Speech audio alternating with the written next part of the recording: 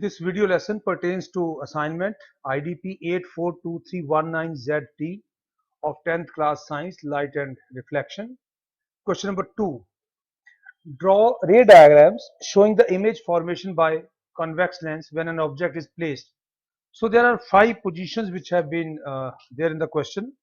First, you have to draw number 1, that is A, between optical center and focus of the lens.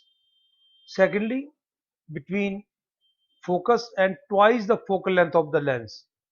So it means that you have to calculate, you have to go double of focus, then at twice the focal length of the lens, then at infinity, and lastly at the focus of the lens. So there are 5 positions which you have to cover here. As you find, the lens given is convex lens. So now in this diagram you find a convex lens over here. Now what is a convex lens? So convex lens is a lens which have two of spherical surfaces bulging outwards. So if you see here in the center, it is bulging outwards. And this is called double convex lens because bulges on both sides, or simply we call it convex lens also. This lens is also called converging lens because in this when refraction takes place, what we find subsequently that rays of light, to a they converge to a point. Now, before really taking on to going for this question, there are a few important points which you must keep in mind or you must know. Firstly, you must have studied though already. Now, what is center of curvature? So here we find center of curvature when we come a lens, either a convex lens or a concave lens, has, as we know, two spherical surfaces. Now each of these surfaces form a part of sphere, so they have been part of a sphere only. The center of these two spheres are called center of curvature, represented by on one side we can say, let's say C1, and second one is the C2, like this. So here we find two curvatures. So this is one represented by this 2F1 here, and another one is 2F2 here. So this is what is called center of curvature. Then we uh, go for the next point, that is principal axis. It is an imaginary straight line passing through the two centers of curvature. So when we draw a line over here, let's see, we take this line just to make you understand. So we take a line over here like this, and now this line is drawn right up to the and move ahead, right going up to, let's say, F2, 2F2. So this becomes principal axis. So this line is principal axis. Then optical center, the central point of lens is its optical center. So if you see here, we can always write here a point O. So this O will be optical center. So let's say this is optical center. Just I change the color to make you slightly no, it's better. So this is O, optical center. Then comes aperture. Now the effective diameter of the circular outline of a spherical surface. So this is this whole uh, part. This is aperture, optical aperture, because from here we find that convergence will take place. And lastly, the focus of lens. Now this focus of lens is when a ray of light is coming parallel to principal axis. So let's say it's coming parallel to principal axis. So after diffraction, it is going to pass through a point, and this is what is called uh, focus of lens. But before really going into this question, let us see, there are few that you can say the tips for drawing ray diagram. So this is what we have to draw here, is basically a ray diagram. So in ray diagram, you have to keep few things in mind. Number one, after refraction, a ray parallel to principal axis will pass through F. Something very simple which we have just drawn now. This one. So here I take, let's say we take, this is a ray of light parallel which is, and then it passes through F. So this is the first step. If you have to take a line parallel, and must, once it parallel ray of light is going to pass, after passing through a lens, it is going to pass through main focus.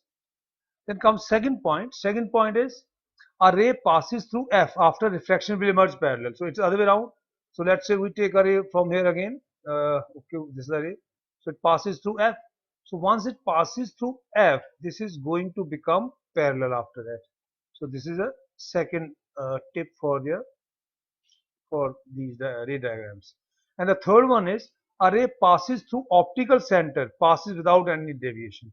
Any ray which passes through O will not have any refraction, but it will rather be going straight. So these three parameters you must keep in mind while attempting any of these options. So now the first case is that when the object is between optical center and focus of the lens. So as you know, this is optical center and this is the focus. So object is somewhere, let us say object is here. So if we take this object over here, let's say, now this is object. So as per the, we have just seen the tips also that we first, the array of line is parallel. So it is moving parallel. I just try to make it parallel. And as you know that after the line array of light which is parallel, so this is array of light, and after refraction it is going to pass through focus from here, and subsequently another ray of light which is passing through O, that is pole, is going to move like this. So if you see here, there is no possibility that these two rays they are going to join each other. So as so we just represent them with the, so this is the object, and here this ray of light goes like this, and another ray of light goes like this and undeviated. So these two are going apart, away from each other. So there is no chance that they are going to meet. But if we see it from this side, from here, this side, then they will look like as if coming from behind the object. So if we just try to adjust, try to move it like this. So here it is. And second, you find seen from here. We take it like this.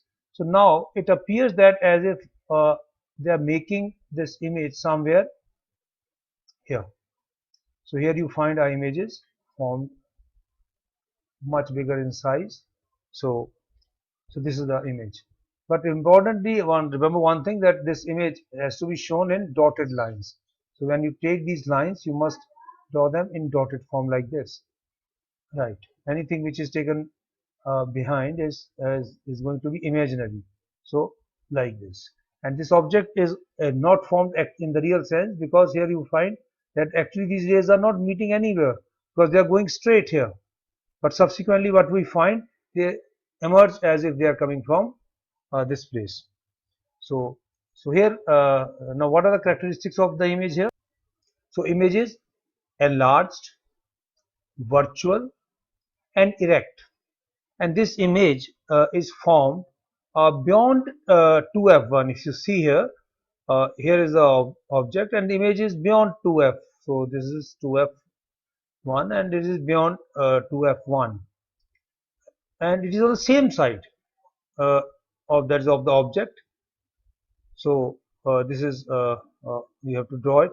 So be very careful while drawing this ray diagram. You must ensure that the pencil you use is very sharp, and take distances very carefully, and you must give direction to these lines, because then only we can say that they are rays. The next question is between focus and twice the focal length of the lens. So when we say between focus and twice the focal length of the lens, so twice the focal length means this is f1, this is 2f1. So between focus and twice the focus. So object is somewhere here, somewhere here. So let us go for this question part B systematically. So now we find that as per the statement given, object is between f1 and 2f1 somewhere over here. So again we follow a similar procedure. First we take a ray of line which is ray of light which is parallel to the principal axis, and this line, this ray is going to pass through f2 like this. Subsequently, another ray of light we will be taking, which is going, I think we'll slightly take it forward further. So let's go like this. Secondly, another ray of light which starts from here passes through O, and let's say it, after passing through O, it is joining somewhere here. So if we take it this image over here, so then we find it is going to have image somewhere like this. So here, if you see the characteristics of this particular condition, so here it is the object, and the image is formed over here. So this is the image over here, and this image is number one, enlarged, real, and inverted. So this is enlarged, that is large in size. Real, yes, this image is real because here we find rays of light which are coming like this. They are going to form join here. So they converge here, and again another ray of light which is coming through O is going straight. So here is going to form, we are going to have this image.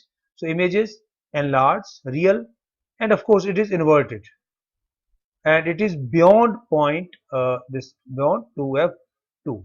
So this is the characteristics of the image you may like to note down. Now in the third option we find that it is twice the focal length of the lens. So this is the focal length, here this is the focal length as shown here, and it is twice. So twice means that object is somewhere at f1. So let us say object is f at this particular point over here. So similarly again we are going to have same procedure, ray of light coming parallel to principal axis, going to pass through f2, and another ray of light which is passing through O is going to form somewhere here. And if you see an object over here, so here you find image is just at the f2 itself here. So now if we just complete this figure of ours, so it is the, of course, the object over here, and this is a ray of light, of course this also forms an image, and then after passing through principal axis moving through f2, and which is passing through O, another ray of light is going straight. So here you find object is making image at f2, and this image is, students, if you see this image is, number one, image is real because in reality these lines are meeting over here, so image is real. Then inverted, yes, it is inverted, and it is equal to the size of object. If you see the size of this image and the first object, there's the same, so size is same. So you can pause this video and note down these important things. So now we move on to infinity. So when rays of light they are coming from infinity, infinity means that they are almost parallel to each other. If you see all these rays of light which are coming from infinity, they are more or less parallel to each other. So if I say this is a ray of light coming from infinity, so they are just parallel. So we can always have these parallel lines here. So this is a line over another line we can draw here like this. So they are parallel lines, and these parallel lines which are these parallel rays of light coming parallel of course to principal axis, also they will converge at this point f2. So if you see here they are converging, all are converging at point f2. So f2 here also, and then subsequently here, and then of course this also is converging. So nth number of lines you can bring, any number of lines you can bring, but all will be converging at f2. So here the image is number one, image is of course, first we will complete this diagram because it's very important to show direction. So this is now complete. So direction we have shown, and after reflection they are moving like this, these rays of light, and then image is real, inverted, and highly reduced, very reduced image we will get at f2. That is on the other side of the lens. So note it down carefully after pausing the video. So lastly, E, at the focus of the lens. When object is placed at the focus of the lens somewhere, let's say here. So when, okay, we take a object over here at this point f1, let's say, So again, similar conditions for this object. We'll have a ray of light going parallel to the principal axis. It's going parallel to the principal axis, and of course, after refraction, it's going to pass through F2. And another ray of light is going through like this. So if you see here, these rays, they will becoming parallel to each other from here. So if I take it, this object over here, so this is a ray of light, this is parallel, this is passing through O, and they appear to be going parallel to each other. So they will meet at a quite away at infinity, and making the image. So the real inverted and highly magnified image forms at infinity on the other side of the object when the object is placed at the focus of the lens. So students, with this we finish this question. You can just note down all these points. You can rewind the video lesson and pause it so that you can understand the whole question, all the points in a nice manner. If any problem, you can always just interact on this phone number 93573 88588. That is mobile. Many thanks for your stay.